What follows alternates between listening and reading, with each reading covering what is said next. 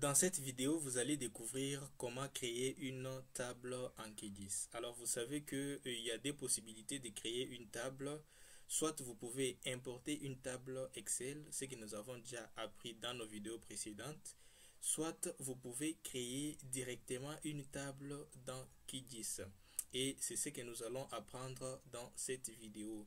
Non seulement vous allez apprendre comment créer une table, mais nous allons aussi découvrir comment éditer cette table, comment ajouter de nouveaux champs, comment ajouter des données, comment également supprimer des champs si vous en voulez.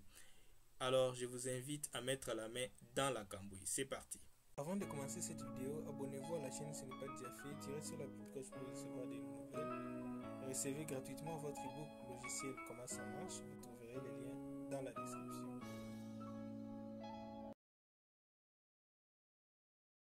Apprenons à présent comment créer une table directement sur QGIS.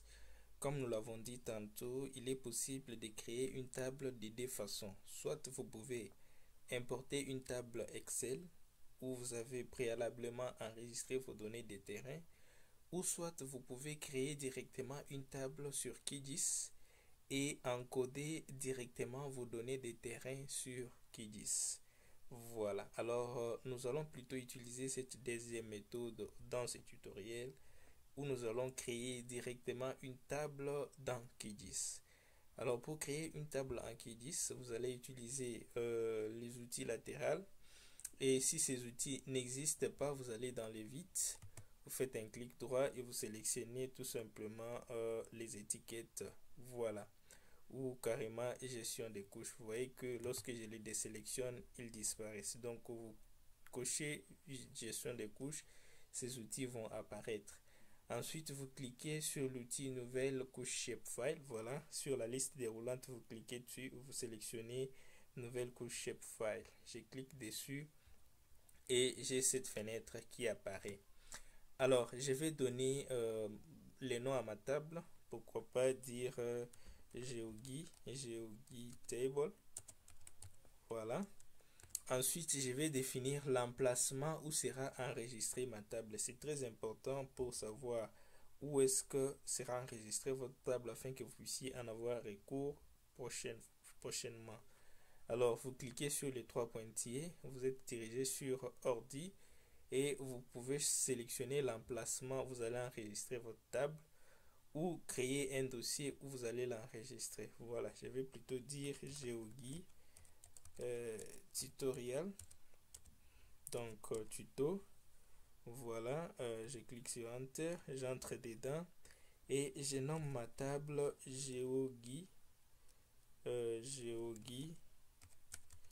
Table par exemple.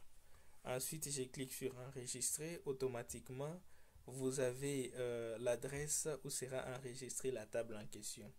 Voilà, alors vous avez les choix de sélectionner les types d'éléments.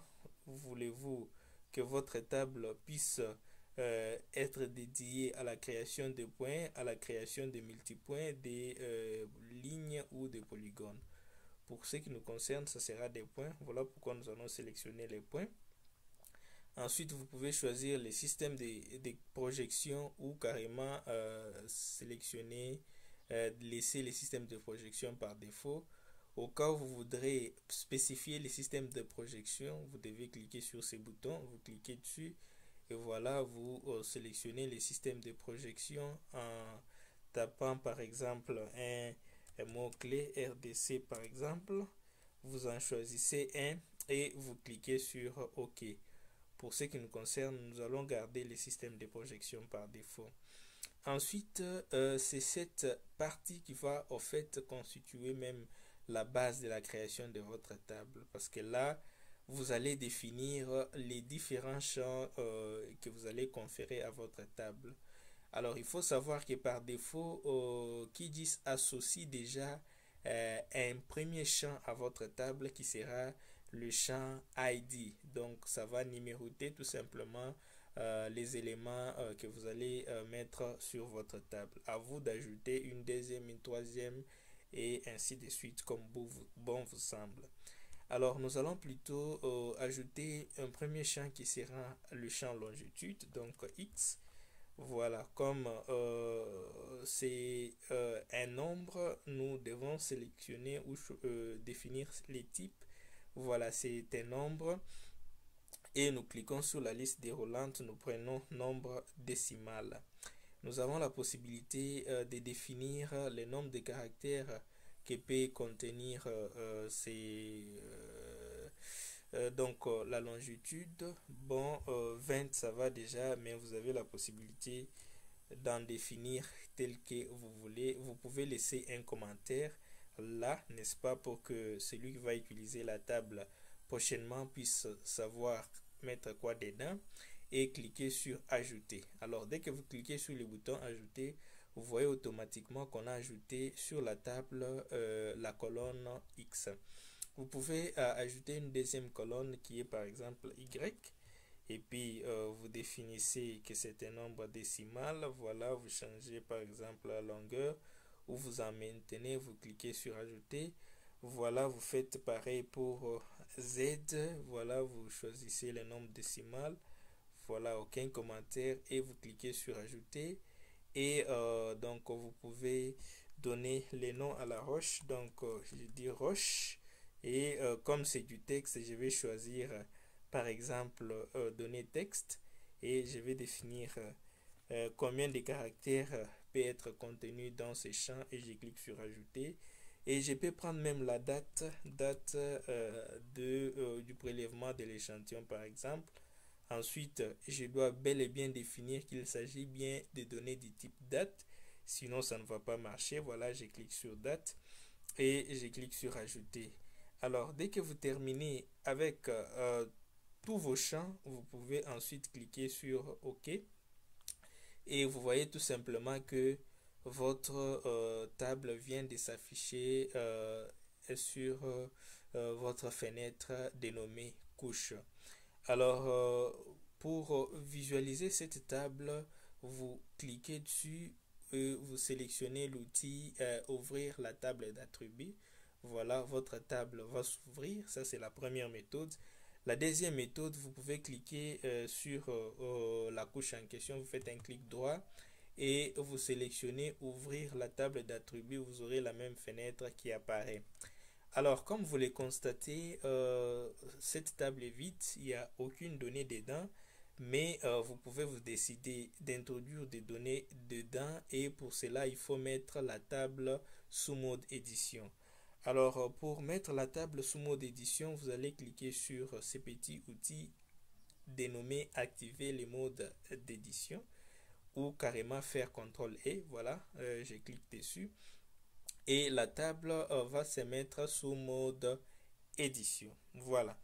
Alors, c'est maintenant que vous avez la possibilité d'éditer la table. Et pour cela, vous devez, comment dire, ajouter des lignes en dessous des titres pour pouvoir entrer des données. Pour ajouter une ligne, il suffit de cliquer sur cet outil dénommé ajouter une entité. Voilà, vous cliquez dessus et vous avez qu'il y a une première ligne qui s'ajoute. Vous pouvez ajouter autant de lignes que vous voulez tout simplement en cliquant sur le même outil. Et là, vous voyez que ces différentes cellules sont éditables et vous pouvez entrer les données dedans. Par exemple, je peux taper 1, je clique sur Enter, les données enregistrées. Voilà, je peux donner la longitude. Donc, nous prenons une longitude fictive par exemple. Voilà, je mets une latitude également fictive. Je clique sur Enter. Z, une altitude fictive. Le nom de la roche, je dis par exemple que c'était une granite. Voilà. Et la date, vous voyez qu'on vous propose une date bien spécifique. Vous pouvez tout simplement l'enregistrer. Alors, une deuxième donnée, c'est pareil. Donc, à vous de taper tout simplement les coordonnées comme bon vous semble. Donc, si vous avez les coordonnées des terrains, c'est donc une possibilité qui vous est donnée de les encoder tout simplement. Voilà, nous sommes en train pour notre part d'encoder des données fictives. Voilà. Alors, les noms de la roche, j'ai dit par exemple calcaire.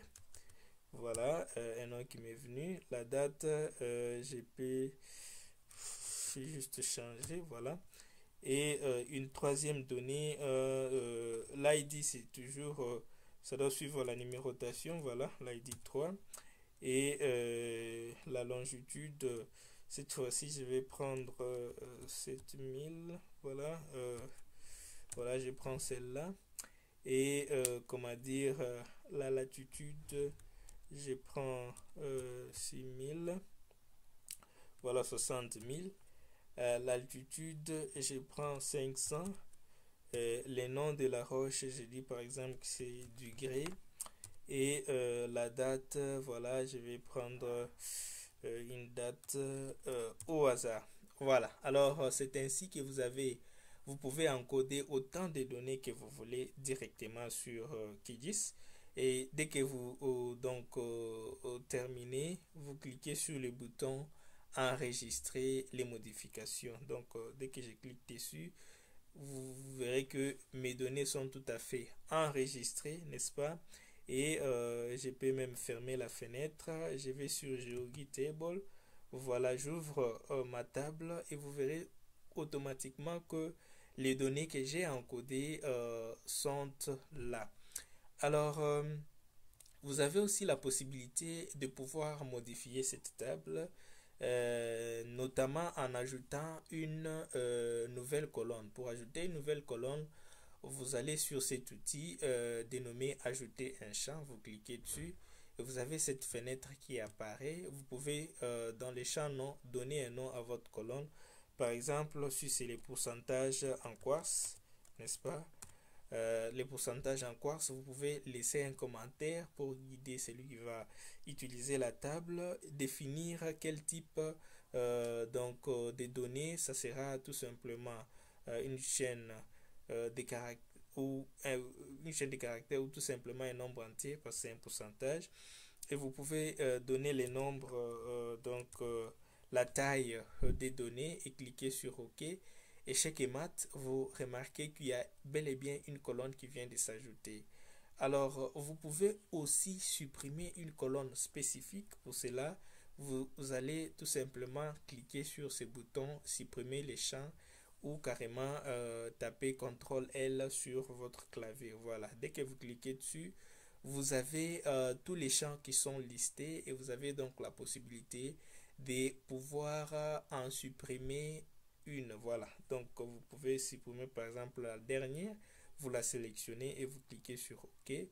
Dès que vous cliquez sur l'outil enregistrer, vous aurez que cela sera pris en compte. Voilà, il suffit de les vérifier en cliquant sur la table et en cliquant sur l'outil afficher, bien sûr, la table attribut. Donc c'est de cette façon que vous pouvez créer une table en QGIS, directement en QGIS. J'espère que la vidéo vous a plu. Si c'est le cas, n'hésitez pas de l'aimer, de la partager, de la commenter. Quant à moi, je vous donne rendez-vous pour une prochaine leçon. Ciao, à bientôt.